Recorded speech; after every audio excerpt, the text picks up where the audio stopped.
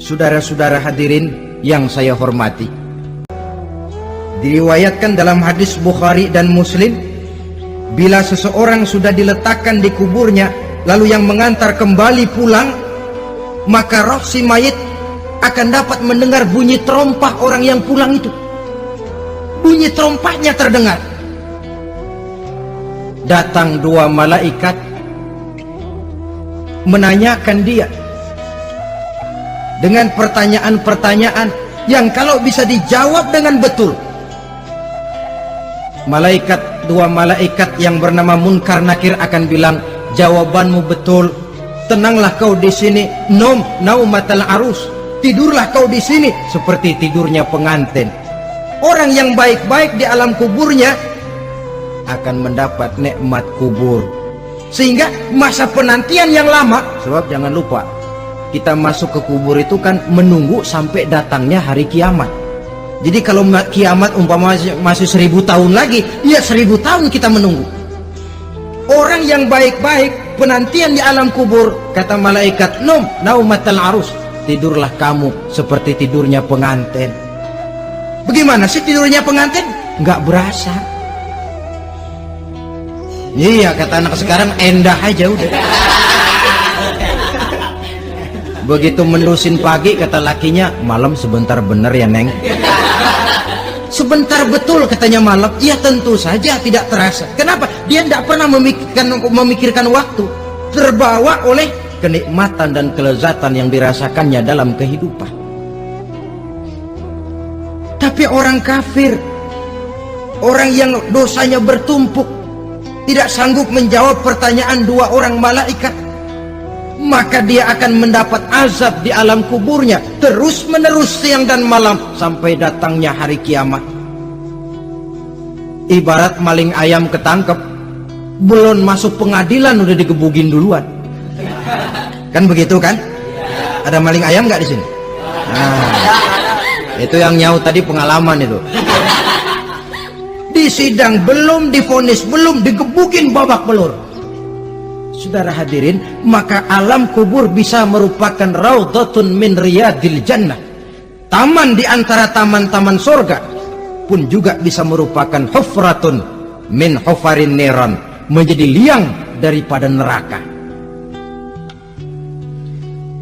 Ada lagi riwayat yang dari Imam Muslim yang diperoleh dari Zaid bin Sabit. Zaid bin Sabit cerita, satu hari kami bersama Rasulullah SAW berada dalam kebun kepunyaan Bani Najjar. Rasulullah sedang duduk di atas keledai. Tiba-tiba entah bagaimana itu keledai terkejut, kaget, berontak, hampir Rasulullah jatuh.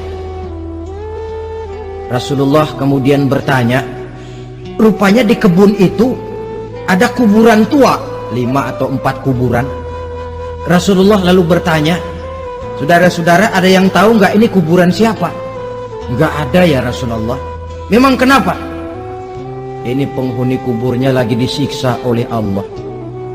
Andai kata boleh saya mohon kepada Allah supaya kamu dengar seperti yang saya dengar, andai kata saja kamu kuat mendengarnya, saya pasti akan berdoa. Tapi sayang, saya yakin kamu pasti tidak akan kuat mendengar mereka mendapat azab di kuburnya. Hadis sahih riwayat Imam Muslim dari Zaid bin Sabit. Kehidupan di alam barzakh. Pak, iya kalau yang matinya dikuburin.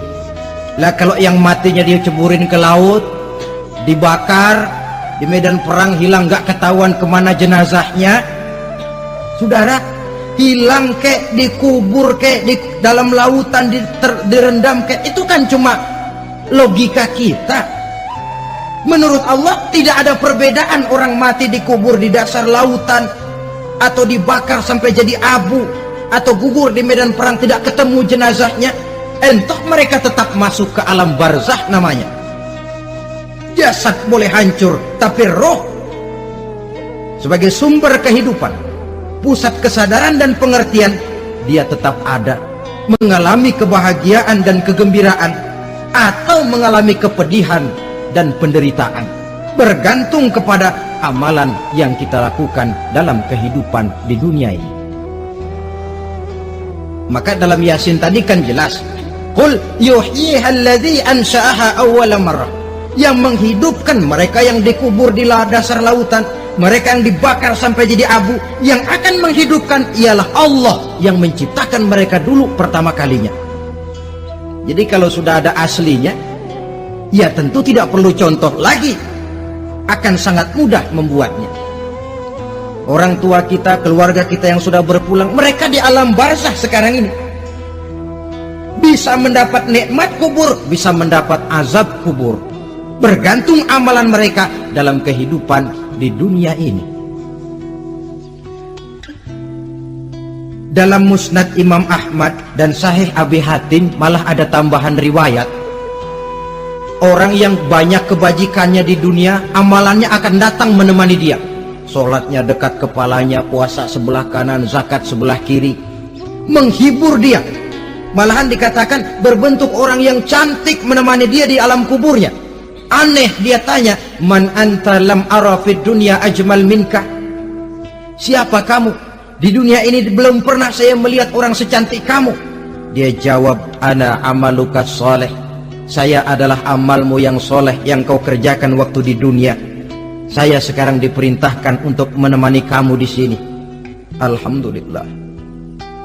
Sedangkan amalnya yang jahat akan datang dalam bentuk yang menyeramkan menemani dia di sana. Bayangin deh, di kuburan ditemenin yang serem-serem. Sama juga di dunia. Di dunia, kalau kita di tempat gelap ditemenin orang cakep, enak nggak? Wah, pengalaman. Tapi coba bayangin, sudah tempatnya gelap, yang nemenin jelek nggak ketulungan, gerah kita. Nah, saudara hadirin yang saya hormati, lalu bagaimana tempat arwah-arwah yang sudah kembali menghadap Allah yang disebut mustaqarrul arwah itu? Macam-macam tingkatannya sesuai dengan profesi dan amalannya waktu di dunia. Ada roh-roh itu yang setelah pisah dengan jasad, artinya mati, ditempatkan di tempat yang disebut a'la iliyin, tempat yang tertinggi. Siapa ini? Arwahnya para nabi dan para rasul. Ini fi a'la iliyin, di tempat yang tertinggi. Arwahnya para nabi, arwahnya para rasul. Dan karena kita bukan nabi, bukan rasul, ya jangan mimpi dapat tempat fi a'la iliyin, kecuali kalau Allah menghendaki. Itu hak prerogatif Allah, tapi kan tidak adil kalau Allah melakukan itu. Ini kelompok roh-roh yang masuk golongan VIP. Wah, the first class. Para nabi, para rasul. Lalu ada pula roh-roh itu yang setelah pisah dengan jasadnya diumpamakan seperti burung-burung hijau yang berterbangan di perkebun-kebunan surga. Roh siapa mereka ini? Rohnya para syuhada, orang-orang yang mati syahid gugur membela agama. Nah, ini bedanya orang mati syahid dengan pahlawan, ya. Apa bedanya syuhada dengan pahlawan? Kalau syuhada, orang yang gugur membela agama, niatnya karena Allah, mati syahid. Kalau pahlawan, orang yang gugur membela negara, orang yang dianggap berjasa kepada pemerintah. Klimaksnya, kalau orang mati syahid jelas surga, tapi pahlawan belum tentu surga. Kenapa? Bergantung kepada negara macam apa yang dibelanya dan pemerintah model mana yang dibelanya. Di negara-negara komunis misalnya, banyak nggak pahlawan? Dengan sekian tanda jasa yang mati di medan perang dan sebagainya. Kira-kira pahlawan komunis masuk surga nggak? Ya, kalau pahlawan komunis masuk surga, kita nggak kebagian kapling di surga barangkali. Inilah bedanya pahlawan dengan orang mati syahid. Kemudian ada pula roh itu yang tertahan di pintu surga. Tertahan di pintu surga. Ini seperti tadi, orang yang mati syahid tapi masih ada kaitan di dunia. Rasulullah pernah ditanya orang, ya Rasul, kalau saya maju ke medan perang bela agama, mati syahid, apa saya masuk surga? Iya, masuk surga. Kecuali kata Nabi, kalau masih punya utang. Nah, tertahan di pintu surga. Ada pula roh itu yang tertahan di alam kuburnya. Ini umumnya seperti tadi itu. Ada mempunyai dosa, mempunyai kesalahan, sehingga merasakan azab kubur. Ada juga roh itu yang tertahan di permukaan bumi. Mereka yang dalam hidup selalu menumpuk dosa-dosa yang besar, meninggal sebelum keburu untuk bertaubat. Saudara hadirin yang saya hormati, inilah yang kita khawatirkan. Sebab jikalau pada saat roh sudah datang, jikalau saatnya roh datang berpisah dengan jasad, menemukan sakaratul maut, saat itu taubat sudah tidak akan ada gunanya lagi. Masuk ke alam kubur, mendapat azab kubur sampai datangnya hari kiamat. Berapa lama di alam kubur ini? Menunggulah kita sampai datang saatnya kiamat. Nah, saudara-saudara, apa tanda-tanda hari kiamat? Kapan dia akan datang? Bagaimana hal ihwal manusia pada saat terjadi kiamat? Bagaimana alam ini? Bagaimana perhitungan di padang mahsyar? Insya Allah akan saya ungkapkan pada bagian kedua dari ceramah ini.